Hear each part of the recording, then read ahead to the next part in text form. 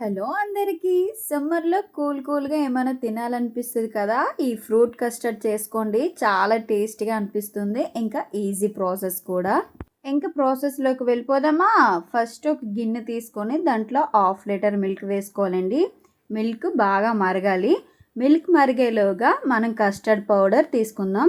3 spoons అయితే సరిపోతుంది. 3 spoons అయితే కరెక్ట్గా సరిపోతుందండి 1/2 లీటర్కి. ఇప్పుడు కొంచెం పాలు వేసుకొని ఉండలు చుట్టుకున్న కలుపుకోవాలండి.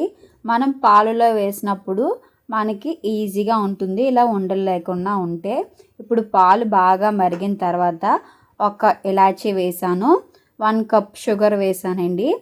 ఇవి మొత్తం ఇలాచీ ఫ్లేవర్ కూడా ఈ పాలకి బాగా మిక్స్ అయితే చాలా టేస్టీగా ఉంటుందండి. బాగా కరిగే వరకు కలుపుకోవాలి. తర్వాత కుంకుమ పువ్వు కంప్లీట్లీ ఆప్షనల్ అండి, ఉంటే వేసుకోవచ్చు లేదా లేదు.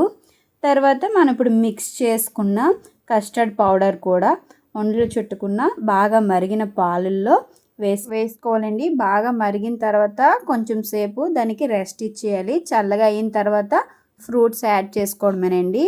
అన్నీ 1 కప్పు యాడ్ చేశాను. యాపిల్, దానిమ్మ, గ్రేప్స్, బనానా ఒక్కటే యాడ్ చేశానండి.